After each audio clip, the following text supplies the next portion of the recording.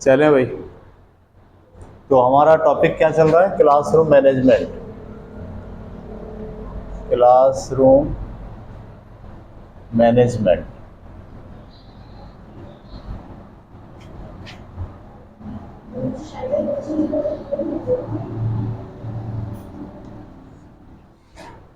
ठीक है, तो हम इन 7 चीज़ों पर काम करेंगे। 2 चीज़ों पर हम ऑलरेडी क्लास कंप्लीट कर चुके हैं।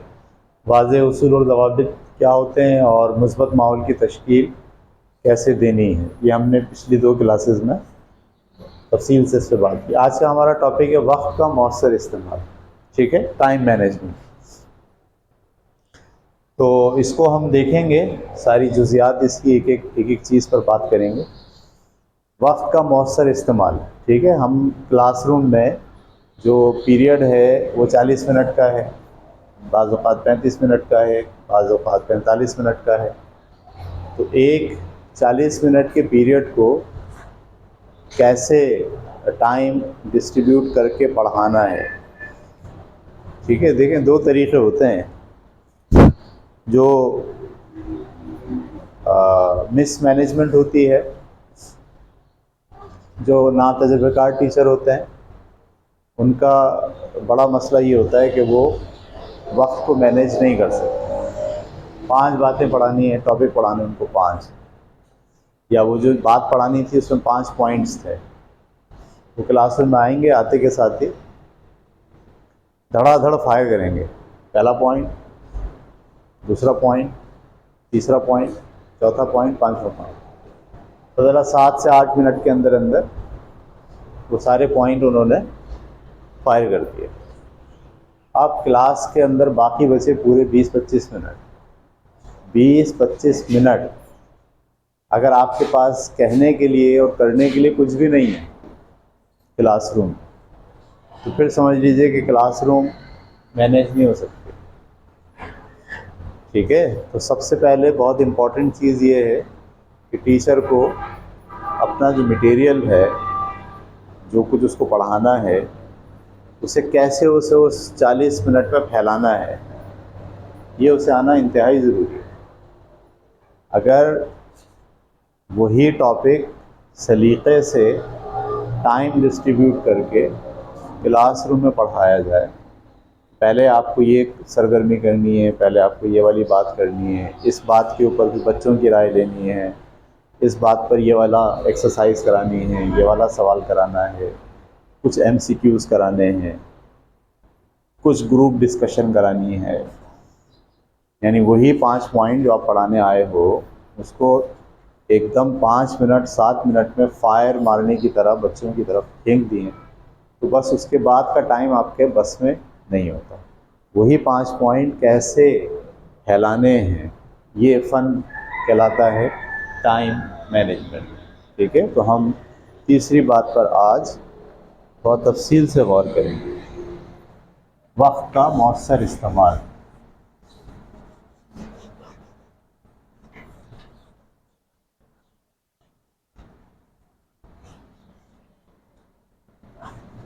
ठीक है,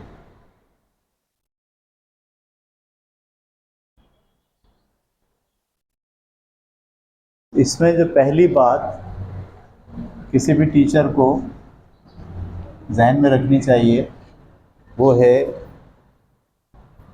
सबक की मंसूबाबंदी। सबक की मंसूबाबंदी। ठीक है, यानी आपको प्लान करना है लेसन। तो ये मेरा पूरा लेसन है आज। अगर 4 पेज पर है तो क्या ये 40 मिनट में पढ़ाया जा सकता है? अगर नहीं पढ़ाया जा सकता है तो क्या इसको 2 पीरियड में तोड़ा जाएगा? इसको हम कह रहे हैं सबक की मंसूबाबंदी। ठीक है, तो सबक की मंसूबाबंदी में किन चीज़ों का ख्याल रखना होता है? मकासद का तयन,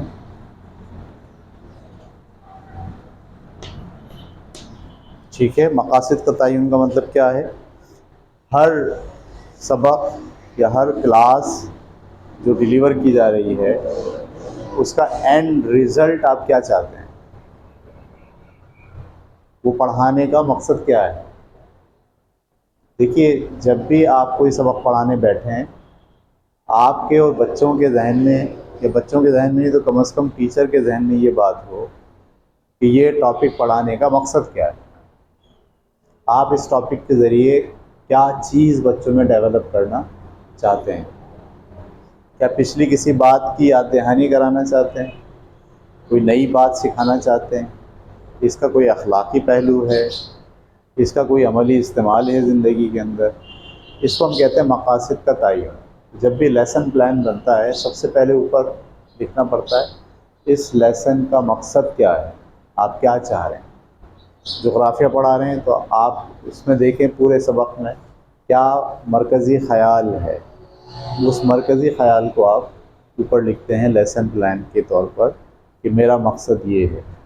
सही है, ये बात, इसको हम कहते हैं लर्निंग ऑब्जेक्ट, इंग्लिश में कहते हैं SLO।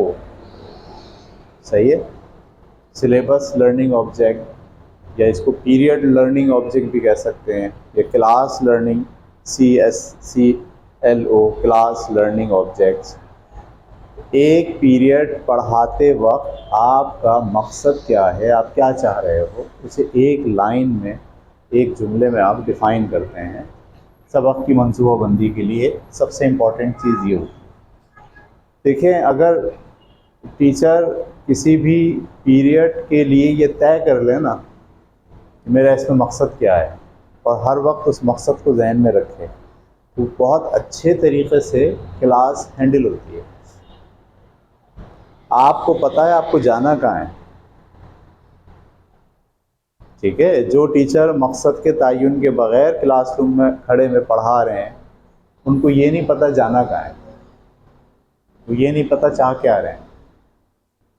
बच्चे भी कहते हैं अरे कहना क्या चाहती हैं आप, उनके जहन में भी ये बात होती है कि आप ये जो बोल रही हैं इसका मकसद क्या है। मकसद अगर वाज़ेह होगा आपके जहन में भी, और आप डिलीवर करने में कामयाब हो जाएंगे कि बच्चों को पता चल जाए कि हम ये जो सबक पढ़ रहे हैं इसका नतीजा ये निकलना है, इससे हम ये नताइज लेना चाहते हैं। इसको कहते हैं मकसद का तयन। ठीक है, नंबर 1। नंबर 2, सरगर्मियों की मंसूबाबंदी।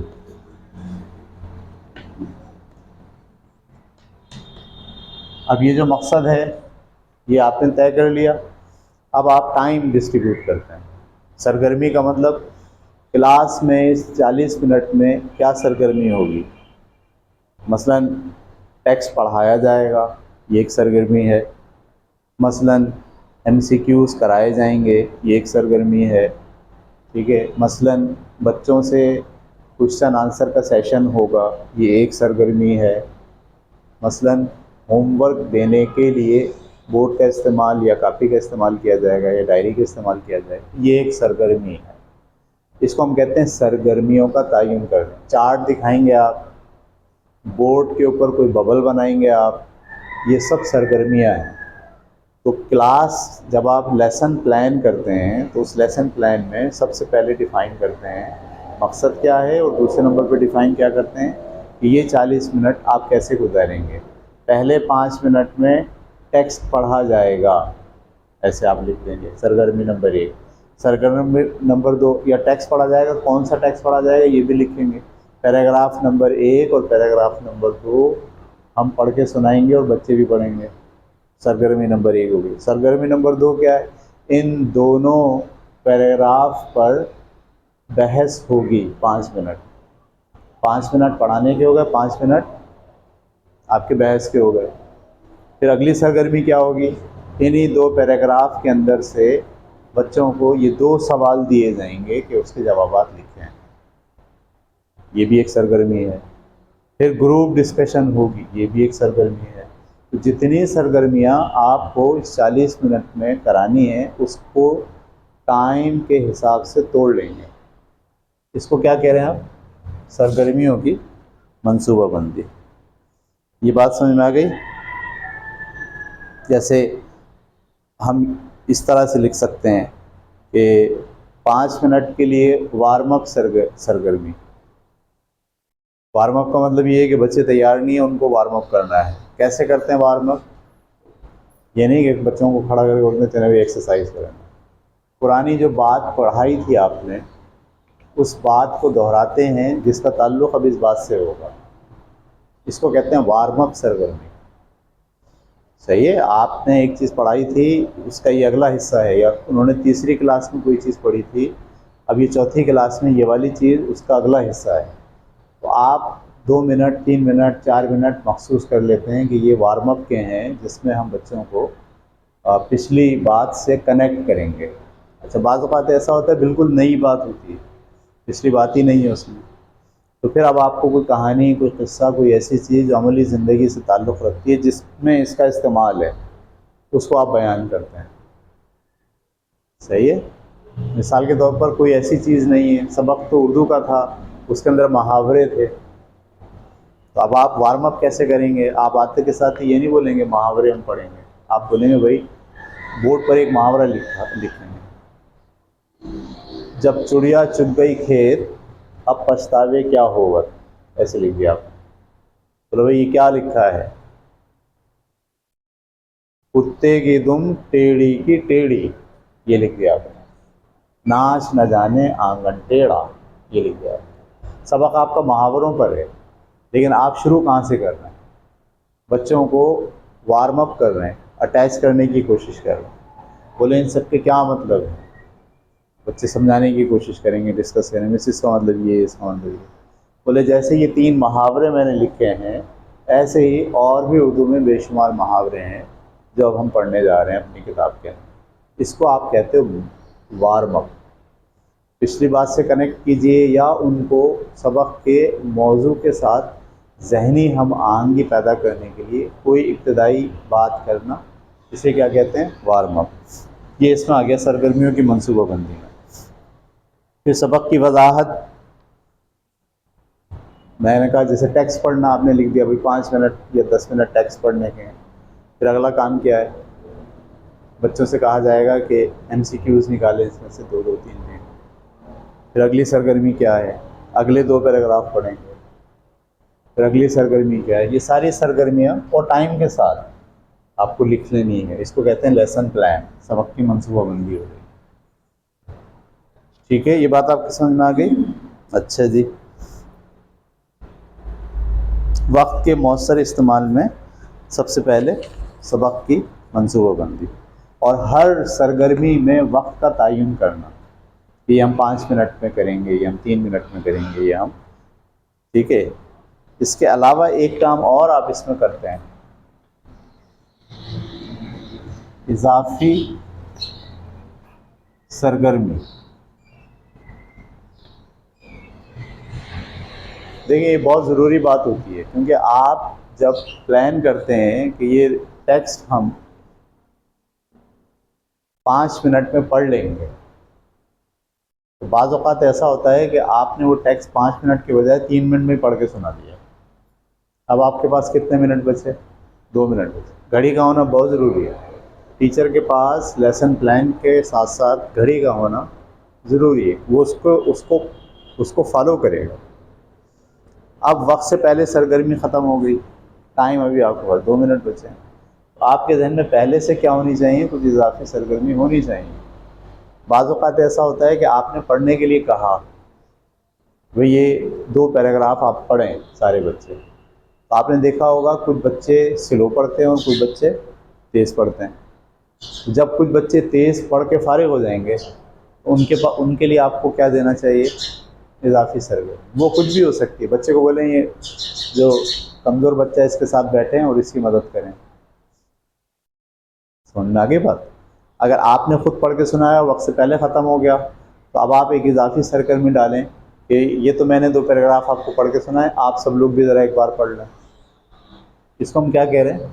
इजाफी। ये कब इस्तेमाल की जाती हैं? जब आपकी सरगर्मी वक्त से पहले ख़त्म हो जाए, तो आपके जहन में उसको प्रोलॉन्ग करना हो। अगर आपने ये नहीं किया, देखिए मैं फिर आपसे कह रहा हूँ बार बार, सबसे बैड टीचर कौन होता है? जो आया, उसने क्लास में अपने टॉपिक को फायर किया, धड़ धड़, पहला पॉइंट, दूसरा, तीसरा, चौथा, पांचवा, और 7-8 मिनट के अंदर अंदर पूरा खाली कर दिया अपने आप। अब ये टीचर फंस गया, अब बच्चे खेलेंगे इसके साथ, ये कन्फर्म है। आपने अपनी बात 7-8 मिनट 10 मिनट में पूरी कर ली, अब आपके 20 से 25 मिनट बाकी हैं क्लास में, अब आप गए, ठीक है। अब बच्चे जो ना वो आपसे च्युइंगम की तरह आपको चबाना शुरू करेंगे, आपसे हैंडल नहीं होगा क्योंकि आपके पास कोई काम नहीं है करने। इसलिए वही 7-8 मिनट की जो तालीम आपके जहन में है, 5-6 पॉइंट 8 पॉइंट, उनको फैलाना आपको आना चाहिए। वो फैलाते किस तरह हैं? इन सरगर्मियों को डिफ़ाइन करके, पहले हम ये करेंगे, फिर हम ये करेंगे, अगले 5 मिनट में ये करेंगे, अगले 5 मिनट में ये करेंगे, अगले 5 मिनट में ये करेंगे। इस तरह से हमारा, आप चाहें अगर आपको महसूस हो रहा है कि भाई ये इतना स्ट्रिक्टली फॉलो नहीं हो सकता, तो आखिर के 5 मिनट फारिग भी छोड़े जा सकते हैं, ताकि अगर इन सब में 1-1 मिनट ज़्यादा हो जाए तो आखिर के 5 मिनट इसमें खप जाएँ। और अगर आपको रोज़ ये महसूस हो रहा है कि हम वक्त से पहले फारिग हो जाते हैं, तो फिर इजाफी सरगर्मियाँ सोच के रखें बच्चों से क्या करानी है। ये बात क्लियर हो गई इजाफी सरगर्मी की। तो ये था जनाब आपका सबक की मनसूबाबंदी। ये हम किस झेल में पढ़ रहे हैं? वक्त का मौसर इस्तेमाल। वक्त के मौसर इस्तेमाल करने के लिए सबसे पहली बात आपको क्या करनी है? लेसन प्लान करना, जो सैटरडे के दिन आप करते हैं। सही है, घर के अंदर बैठकर आप कर सकते हैं, ठीक है। यानी सबक को पढ़ाने से पहले उसका प्लान बनाना इंतहाई ज़रूरी है।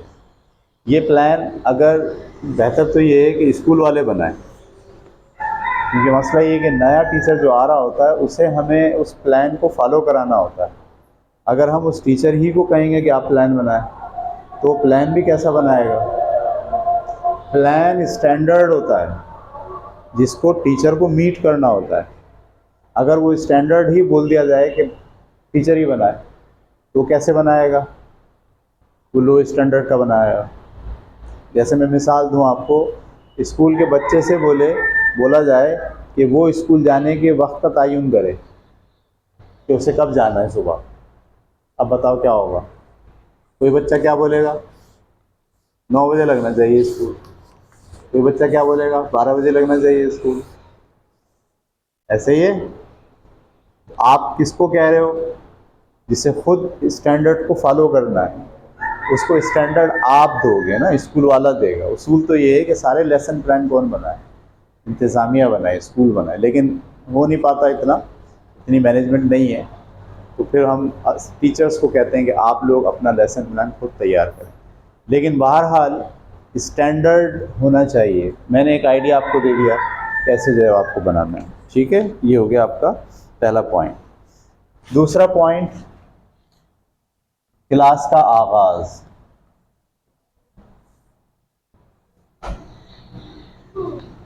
ये तो आप प्लान बना लिया आपने हफ्ते वाले दिन, ये क्लास से पहले है सारी बातें। ये सब क्लास से पहले होगा, जो पेपर पे लिखा जाएगा। अब आप आ गए क्लास में। क्लास का आगाज़ करने के लिए आपको क्या करना पड़ेगा? क्लास के पहले चंद मिनट बहुत अहम होते हैं। अगर आगाज़ अच्छा हो तो बच्चे तवज्जो के साथ आपकी बात सुनते हैं। पहला जो स्टार्ट होता है ना आपके लेक्चर का, वो या तो बच्चों में दिलचस्पी पैदा कर देता है या उन्हें सर नीचे रख के सोने पर मजबूर कर देता है।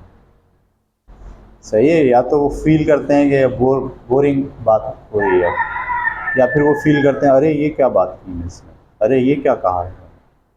तो जो इब्तिदा है ना आपकी, वो बहुत इम्पॉर्टेंट होनी चाहिए। मैं इसीलिए कहता हूँ पिछले से जोड़ें। एक तो ये कोई नई बात है तो तजस्सुस पैदा करें, जहन पर सवाल छोड़ें। बच्चे के जहन में रखें आप, जिस कदर बच्चे के जहन में सवाल उसको कुरेदेगा ना, उस कदर वो ज़्यादा तवज्जो से आपकी बात सुनेगा। जिस कदर उसमें तजस्सुस ज़्यादा होगा खोजने का, पूरी बात नहीं बताएं। सही है। जैसे हम कहते हैं ना, आपने देखा होगा किसी फिल्म की शुरुआत जब होती है, पहले ज़माने में फ़िल्म की शुरुआत बड़ी अजीब होती थी। पहले उनका बचपन दिखाते थे, फिर बचपन से बड़े होते हुए दिखाते थे उन्हें, फिर गाने आ रहे हैं, फिर शादी हो रही है, फिर विलन आ गया, फिर लड़ाई हो गई, आखिर में या तो शादी हो गई या फिर मर गए। आजकल फिल्में ऐसी नहीं आ रही। आजकल फिल्म में शुरू कहाँ से होता है, बहुत ही सीन ऐसा जो बड़ा जज्बाती हो या बड़ा तजस्सुस वाला हो, वहाँ से फिल्म शुरू होती है और फिर बैकग्राउंड के अंदर वो पीछे जा रहे होते हैं। देखा आपने, बैकग्राउंड बता रहे होते हैं, अच्छा ये हुआ था, अच्छा ये हुआ था, अरे ये बात ऐसे थी। तो क्या होता है, वो जो देखने वाला है ना, वो मुसलसल तजस्सुस में रहता है कि ये जो फिल्म थी ये क्या क्या है, ये क्या हुआ इसके पीछे, वो कुरेदने की और खोजने की कोशिश कर रहे हैं। हालांकि फिल्म देख रहा है वो, लेकिन जो राइटर हैं और जो हिदायतकार हैं, फिल्म बनाने वाले, उन्होंने ये तय कर लिया है कि वो तजस्सुस पैदा करेंगे पहले अपने देखने वालों में। जब वो तजस्सुस में पूरे हो जाएंगे तो फिर एक एक करके बात खोलेंगे, थोड़ी थोड़ी खोलेंगे। अच्छा, हाँ, और अगर सीरीज़ में है तो हर एपिसोड के एंड में एक ऐसी चीज़ ला के छोड़ेंगे कि अगली सीरीज़ या अगली किस्त का इंतज़ार जो है वो सारे नाज़रीन करते रहेंगे। ठीक है, तो सबसे इम्पॉर्टेंट चीज़ क्या है, क्लास का आगाज़, वक्त पर क्लास शुरू करें।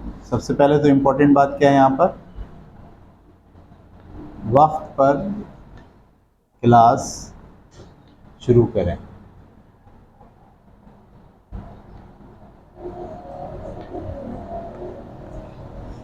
देखिए, वक्त की पाबंदी बहुत रोल प्ले करती है आपकी पर्सनैलिटी को जाहिर करने के लिए। वो टीचर बहुत अच्छा माना जाता है जो वक्त पर आता है और वक्त पर जाता है। बच्चों को ये पता है भाई मिस होंगी क्लास में 8 बजे, हाफ टाइम के बाद का जो पीरियड होता है वो हमेशा 10 मिनट लेट शुरू होता है। लेकिन अगर टीचर वक्त की पाबंदी करे तो बच्चों को ये अंदाज़ा हुआ भाई मिस तो ठीक 10:30 बजे क्लास में होती है, और वो बच्चे क्लास में मिस पहले आ जाती हैं, बच्चे बाद में आ रहे हैं। तो वक्त पर क्लास शुरू करना एक बहुत अच्छा इम्प्रेशन देता है बच्चों को। क्लास का आगाज़, इसमें क्लास वक्त पर शुरू करना है। नंबर 2, आज के सबक का तारुफ।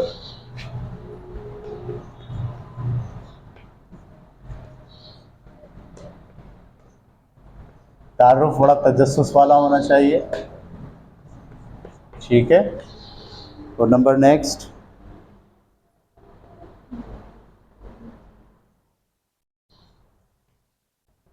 वार्म अप सरगर्मी।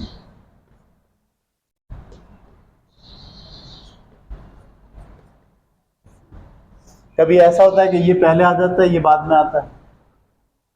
क्लास में आते के साथ ही आपने वार्म अप सरगर्मी शुरू करा दी, और जब सरगर्मी एंड हुई तो अब आपने लिखा तारुफ सबक का। ये जो हमने बात की है ना, देखिए आज का हमारा मौजू ये है। बाज़ औक़ात ऐसा होता है कि आप पहले मौजू लिखते हैं, आज का हमारा सबक ये है, इस मौजू पर हम बात करेंगे, और फिर अब आप शुरू करते हैं कोई सरगर्मी। चलें भाई, इसके लिए हम आपको एक कहानी सुनाते हैं। चलें भाई, इस सबक को पढ़ने से पहले हम आपके सामने एक बात रखते हैं। या देखो, तुमने तीसरी क्लास में भी ये बात पढ़ी थी, वो हम थोड़ी सी रिपीट करते हैं। इसको कहते हैं वार्म अप। और ये क्या होता है, डायरेक्ट सबक पर आना, तारुफ। ये 3 काम आपको करना पड़ेगा क्लास के आगाज़ पर।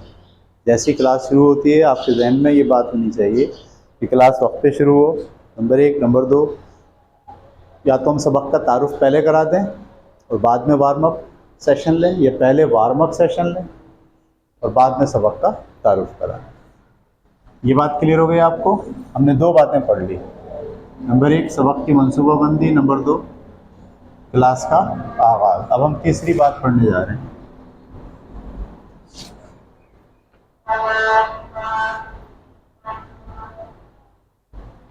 सरगर्मी के दरमियान मुंतकली।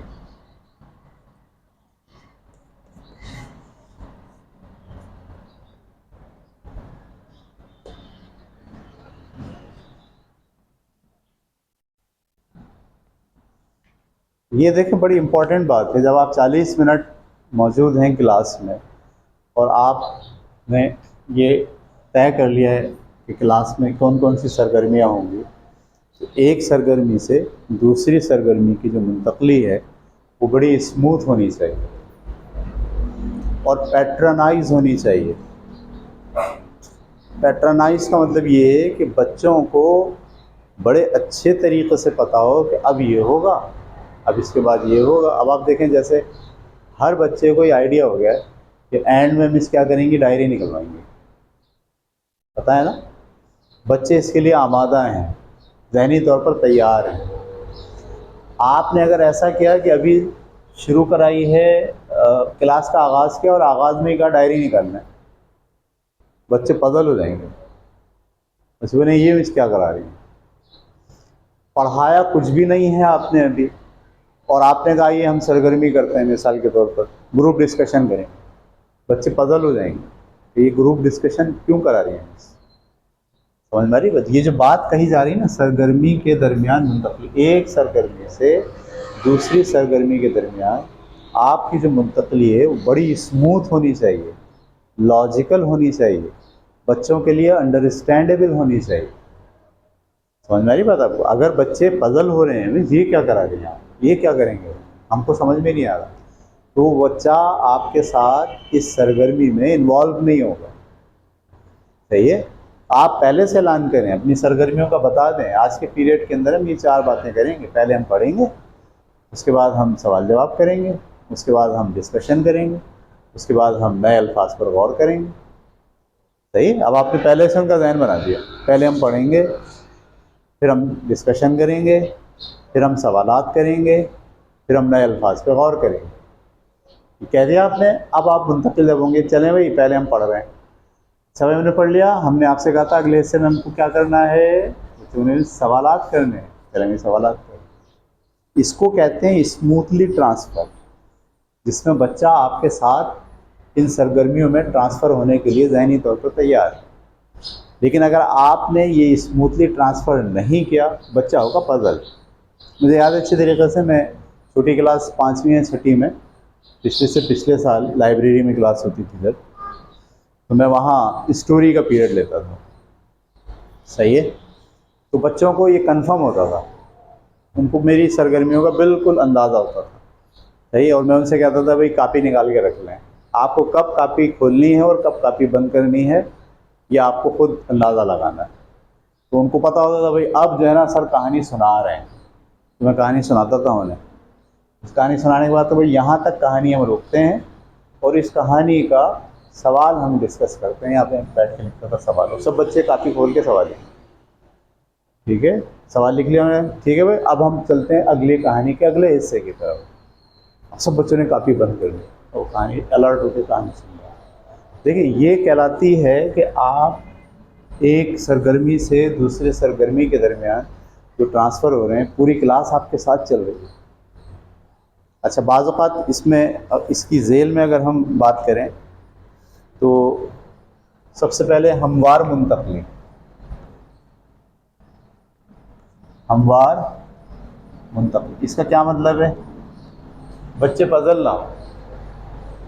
कब होते हैं पजल बच्चे,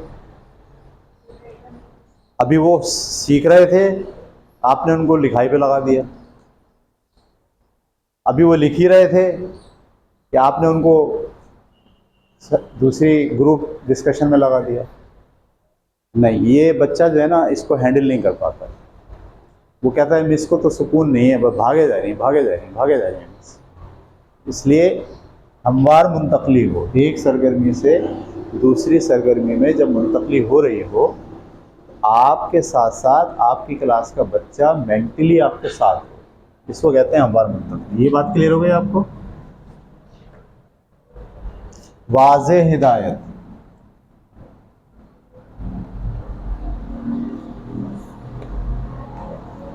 वाज़े हिदायत बहुत इंपॉर्टेंट होती है। जब आप कहते हैं कापी निकाल लीजिए, जब आप कहते हैं किताब बंद कर दीजिए, जब आप कहते हैं सवाल लिखिए, जब आप कहते हैं इस पैराग्राफ को पढ़िए, ये सरगर्मियाँ करा रहे हैं आप, इसमें आप हिदायत दें वाज़े।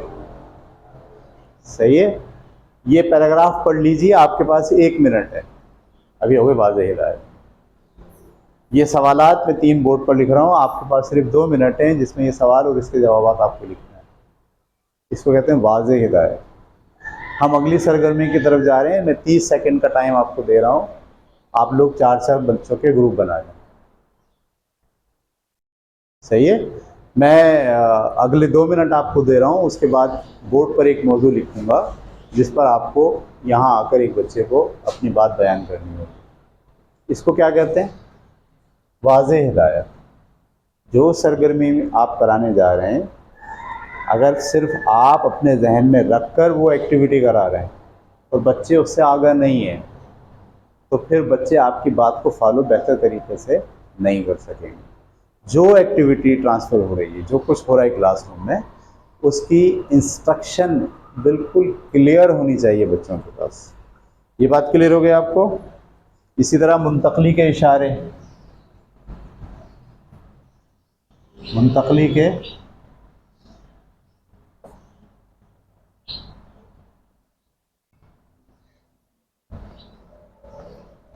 मुंतकली के इशारे, ये जो बड़ी क्लासरूम्स होती हैं जिसमें 50-50, 60-60 बच्चे होते हैं, उनको एक सरगर्मी करानी है, फिर दूसरी सरगर्मी करानी है, तो उसके लिए उनके यहाँ बैल होती है, घंटी होती है टीचर के पास।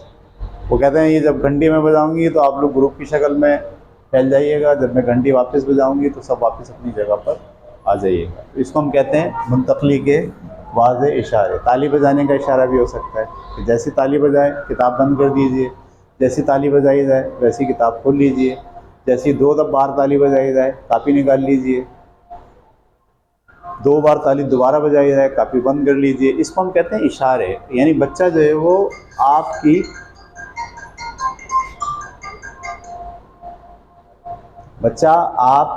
साथ क्लासरूम में हर किस्म के काम को आपकी जहन की सोच के मुताबिक अंजाम देने के लिए आपके साथ अटैच हो। इसको कहते हैं आप हमवार मुंतकली, वादे हिदायत और मुंतकली के इशारे। चौथी बात जो आप इसमें लिख सकते हैं वो है मुंतकली की मश्क।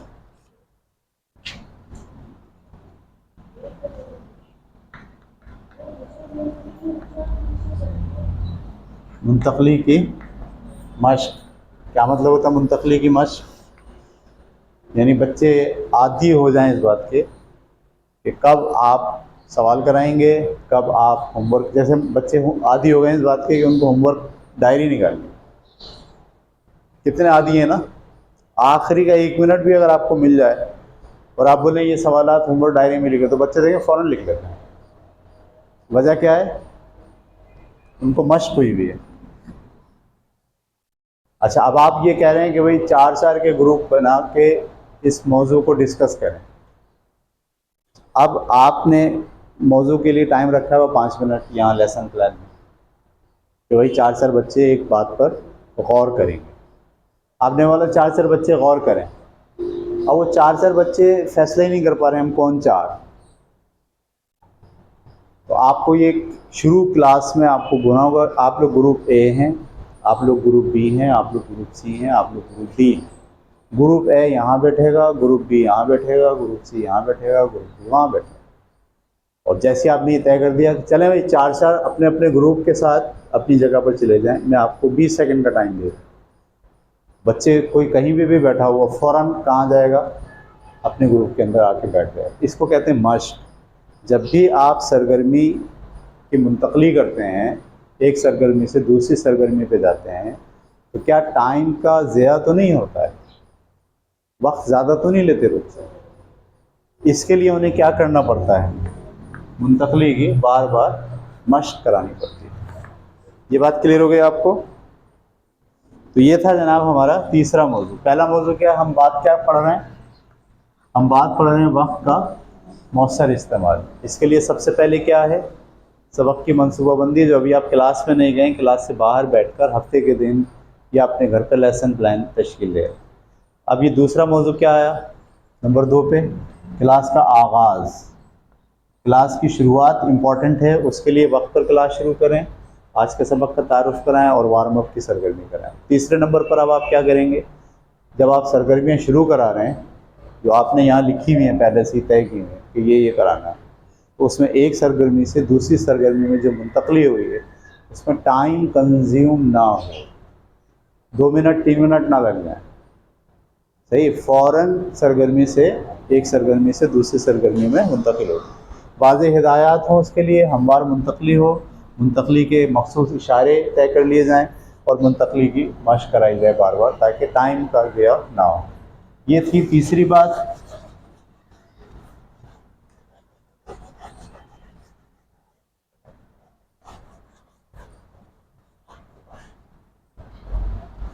नमी आ गई सारी चाक में।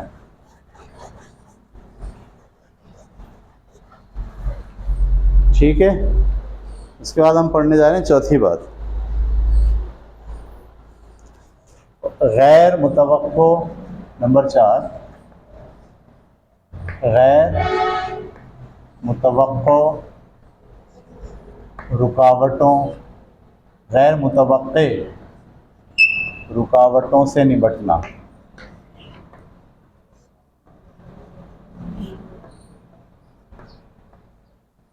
ठीक है, ये अब आपकी सरगर्मी जो आपने लिखी थी, आपने लेसन प्लान किया था, आपने सब चीज़ें डिसाइड कर ली थी। क्लास में आप आ गए, पता चला क्लास में 4 बच्चे ऐसे हैं जो आपके लेसन प्लान का कीमा बना देते हैं, आपके लेसन प्लान की ऐसी की तैसी कर देते हैं।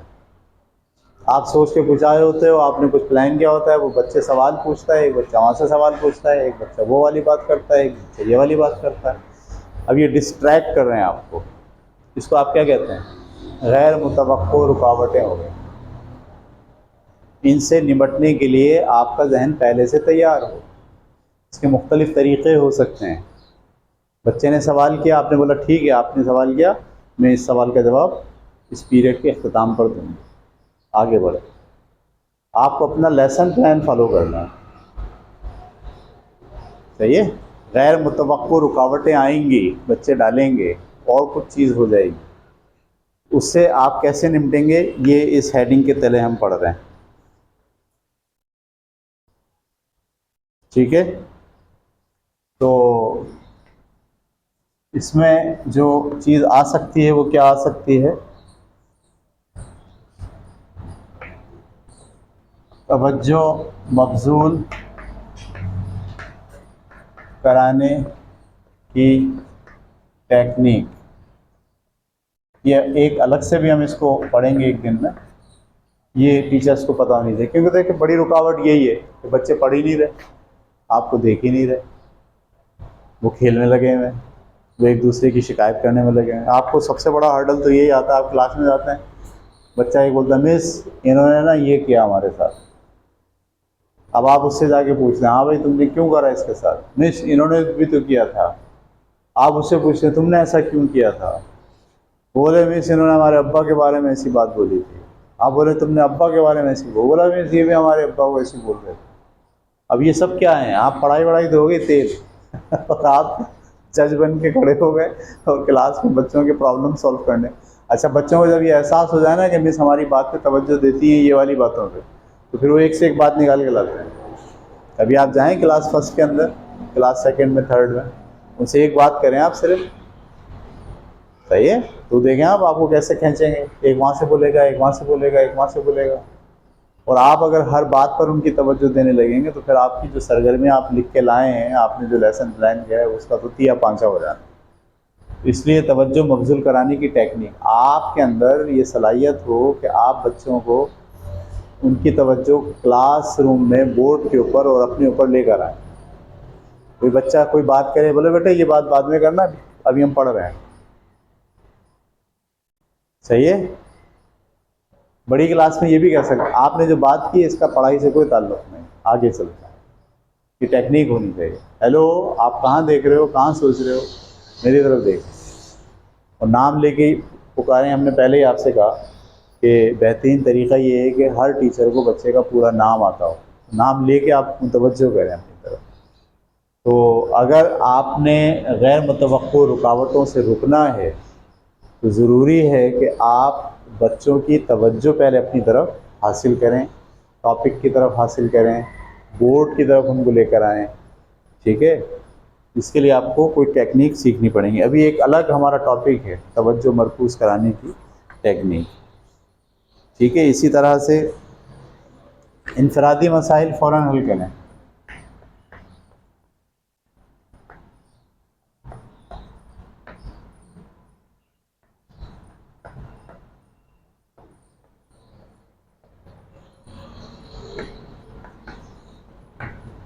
ठीक है, ये देखें इनफरादी मसाइल। एक बच्चा जो है वो एक ही क्लास का बच्चा है जो क्लास को डिस्ट्रैक्ट करता है, उसका क्या मसला है, उसको अलग बिठा दें सबसे। इनफरादी मसला हल करना कहते हैं इसको। सही, वो बच्चों के साथ पीछे बातें कर रहा है, उसको बिल्कुल अपनी क्लास, अपनी डेस्क के बिल्कुल सामने बिठा दें, जो आपकी अप्रोच में। सही है, उस बच्चे को क्लास से बाहर निकाल दें। ये देखें, आपने अगर इनफरादी मसला हल नहीं किया तो वो इज्तिमाई हो जाएगा। 5-7 मिनट 10 मिनट के बाद एक बच्चा नहीं होगा, अब 2 होंगे, 3 होंगे, 4 होंगे। जहां आप ये महसूस करो कि ये एक बच्चे की वजह से ऐसा हो रहा है कि मेरे टॉपिक में, मेरे लेक्चर में, मेरे क्लास रूम की प्लानिंग में रुकावट आ रही है, इस एक बच्चे की वजह से, तो आप उसको नज़रअंदाज नहीं करें, अरे छोड़ो आगे बढ़ते हैं। नहीं, वो 1 से कितने हो जाएंगे, 4, 4 से कितने हो जाएंगे, आधी क्लास, क्योंकि वो सबको डिस्ट्रैक्ट करेगा। आप उसको सज़ा दे सकते हैं, उसको अलग बिठा सकते हैं, उसको क्लास से बाहर निकाल सकते हैं, उसको अपने पास यहाँ खड़ा कर सकते हैं, यहाँ खड़े हो जाओ, जो भी टेक्निक इस्तेमाल की जाए। ठीक है, तो टेक्निक हम बाद में तफसील से और भी पढ़ेंगे।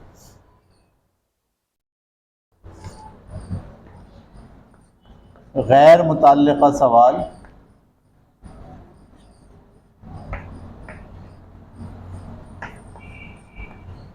ना लें। गैर मुतल्लिका सवाल ना लें, क्या मतलब होता है इसका? बच्चे डिस्ट्रैक्ट करते हैं आपको, आप कुछ पढ़ा रहे हो, सवाल कुछ और करते हैं, कोई और कहानी सुनाने की कोशिश करते हैं। मिस कल रात को ना हमारे यहाँ लाइट चली गई। आप पढ़ा रहे हैं, वो क्या बोलेगा, मिस कल हमारे यहाँ ना पीएमटी फट गई। आप सवाल हैं क्या हुआ था, फिर कैसे फट गई, बस शुरू। अब एक बच्चा अपनी पीएमटी बताएगा, दूसरा बच्चा अपनी पीएमटी बताएगा, तीसरा बच्चा बोलेगा हमारी फुफ्फी के यहाँ लड़का हुआ है। आपको घुमा देंगे, तो ये रुकावट है। अच्छा, ये तो मैं वो कह रहा हूँ जो वाज़ेह डिस्ट्रैक्शन है। एक बड़ी बारीक डिस्ट्रैक्शन होती है, मतलब डिस्ट्रैक्ट करने का तरीका होता है। वो सवाल पूछता है आपसे, वो आपको अपने टॉपिक से हटाने के लिए सवाल पूछता है। अच्छा, आप ये देखें, मेरे पास 9-10 में कोई सवाल नहीं पूछता। छोटी क्लासेस में बच्चे सवाल पूछ रहे हैं, तीसरी में पूछ रहा है, छठी में पूछ रहा है, 5वीं में पूछ रहा है, 9-10 में नहीं पूछता। तो 9-10 वालों को पता है जो सवाल पूछेंगे ये क्या करेंगे, इसका भरपूर जवाब दे देंगे। वो कहते हैं ये हटेंगे नहीं, बल्कि और हमारा जो है ना दिमाग की दही करेंगे। और बल्कि कोई बच्चा सवाल पूछ लेता तो सारे उसको गौर से देखते हैं कि तुम्हें सवाल क्यों पूछा यार, एक तो वैसे ही दिमाग में दर्द हो रहा है, ऊपर से तो सवाल पूछ रहा है। तो सर को तो मौका मिल गया अपनी बात को और डीपली ले जाने का, तो वो सवाल ही नहीं पूछते, क्योंकि उनका ख्याल क्या होता है कि भाई ये जो बोल रहे हैं ना, भाई यही सुन लेना, यही काफ़ी है, सर का दर्द है, किसी तरीके से पीरियड एंड हो और हमारी बात जो है ना कंप्लीट हो जाए। तो वो सवाल नहीं पूछते। अच्छा, पूछेगा कौन? जो आपको अपने रेगुलर पीरियड से हटाएगा। वो पढ़ना नहीं चाहेगा तो सवाल पूछेगा, उल्टा सीधा सवाल पूछेगा। सवाल ना लें आप बोलें आपका सवाल गैर मुतल्लिका है, आगे बढ़ें। या अगर आपको फील हो रहा है कि नहीं सवाल तो गैर मुतल्लिका नहीं है, लेकिन अगर मैंने इसका जवाब देना शुरू किया तो मेरा तो प्लान सारा ठप हो जाएगा, तो आप बोले मैं पीरियड के आखिर में 2 मिनट इस सवाल पे बात करूँगी, आप अपना सवाल याद रखिएगा। बाज़ औक़ात क्या होता है, जैसे ही पीरियड एंड होता है और आप बोलते हैं हाँ क्या सवाल था तुम्हारा, वो बच्चा सवाल ही भूल चुका होता है, क्योंकि उसका मकसद सवाल नहीं होता, उसका मकसद सिर्फ क्या होता है, क्लास को डिस्टर्ब करना होता है। वो बोले ना मैं इसमें सवाल भूल गया, चलो कोई बात नहीं, आपने पीरियड ख़त्म किया और चले, ठीक है। तो गैर मुतल्लिका सवाल ना लें। और लचकदार बने।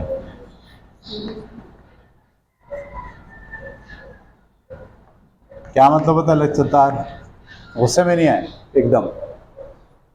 बच्चे जब डिस्ट्रैक्ट कर रहे हो तो आपको एकदम हार्श नहीं होना है, अपने अंदर बड़ी फ्लेक्सिबिलिटी रखें, नज़रअंदाज करने की एबिलिटी अपने अंदर रखें, किसी एक बात पर अटक नहीं जाएं। किसी एक बच्चे ने शरारत की, आपने उसको डांटा तो उस पर अटक नहीं जाए, अब आपने उसके डांटने को मौजू बना के अगला अपना पूरी सरगर्मी उसकी डांट पे लगा दी, नहीं, उसको डांटा, वापस आए, आप फिर अपने पढ़ाना शुरू हो। इसको क्या बोलते हैं? लचकदार। कोई कितना भी मोड़ ले रहा है आपको, आप टूट नहीं रहे हो, आप अपनी बात से हट नहीं रहे हो, आप अपनी जो प्लानिंग है उसको छोड़ नहीं रहे हो, आप हल्का सा कान मरोड़ रहे हो, हल्का सा जवाब दे रहे हो, हल्की सी चीज़ बता रहे हो और वापस कहाँ जा रहे हो? अपने टॉपिक के ऊपर। इसे क्या कहते हैं? लचकदार बने। ठीक है जी, ये था वक्त का मौसर इस्तेमाल। हमने क्या क्या बातें पढ़ ली वक्त के मौसर इस्तेमाल पर? पहली चीज़ क्या पढ़ी थी, बताएं, याद है आपको? सबक की मनसूबाबंदी। दूसरी चीज़ हमने क्या पढ़ी? क्लास का आगाज़ कैसे करेंगे। तीसरी चीज़ हमने क्या पढ़ी? सरगर्मियों के दरमियान मुंतकली। और अभी हमने क्या पढ़ा? गैर मुतवक्को। ठीक है, इससे आप कैसे हासिल करेंगे। उसके बाद फरागत के वक्त का इस्तेमाल।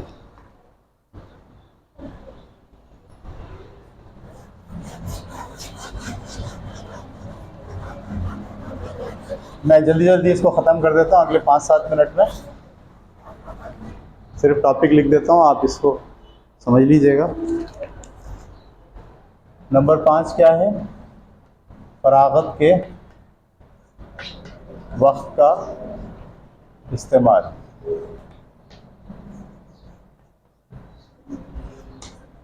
अगर आप फारिग हो गए, टाइम बच गया आपके पास, तो आप उसके वक्त को प्रॉपर इस्तेमाल करें। सही है, वो काम दे सकते हैं आप, डिस्कशन करा सकते हैं आप, कुछ नहीं समझ में आ रहा तो हेड डाउन करा सकते हैं आप, हेड डाउन हो जाइए। सही है, मतलब जो आखिरी में आगे वक्त बचा है उस वक्त को आप कैसे यूटिलाइज करोगे वो आप पहले से सोच के रखो। ठीक है, बड़ा अच्छा तरीक़ा हो सकता है कि आप एक अक़वाले ज़र्री, एक अक़वाले ज़र्री कहते हैं एक लाइन का जुमला, ऐसे इंटरनेट पर लिखें अक़वाले ज़र्री, बहुत सारे अक़वाले ज़र्री हैं, वो आप एक अपनी कापी में लिख लें। जैसे ही वक्त आपको फारिग मिले, हेडिंग लगाएं अक़वाले ज़र्री और एक जुमला लिख लें और उससे बात करें, वो वक्त आपको वहाँ फिल हो।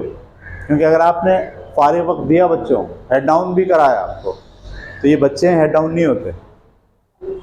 सही है, तो मैं फारिग वक्त के इस्तेमाल में आपको टिप देता जा रहा हूँ कि आप अक़वाले ज़र्री, हमारे यहाँ पहले ज़माने में बहुत होते थे, अभी भी हैं, उसको आप यूटिलाइज़ कर सकते हैं। उसके बाद छठा टॉपिक जो आगे हम बढ़ा रहे हैं वो है क्लास का इख्तिताम।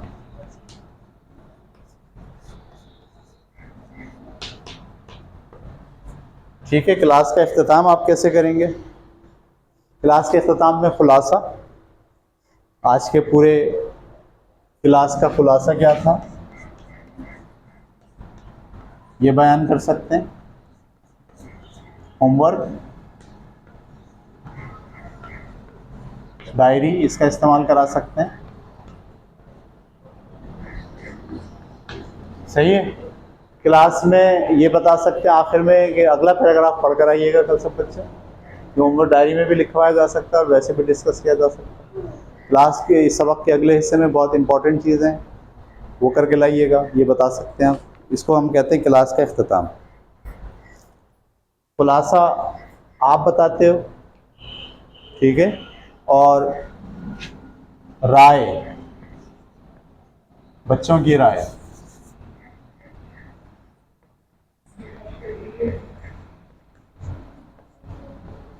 बच्चों की राय का मतलब आपने क्या सीखा इस सबक से, आज के लेक्चर से आपने क्या सीखा, आपने क्या सीखा, आपने क्या सीखा, इसको कहते हैं बच्चे की राय। बच्चों की राय ले लें।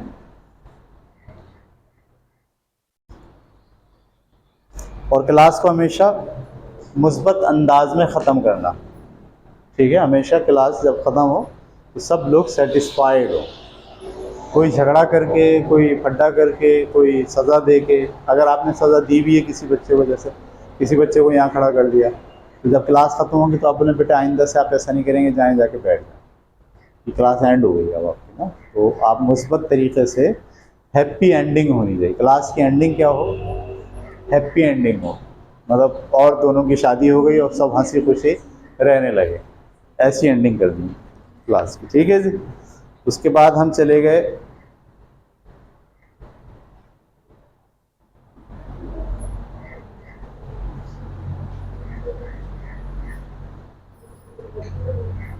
बस मेरा ख्याल है बाकी सब चीज़ें मैं बीच में ही बयान कर गया हूँ।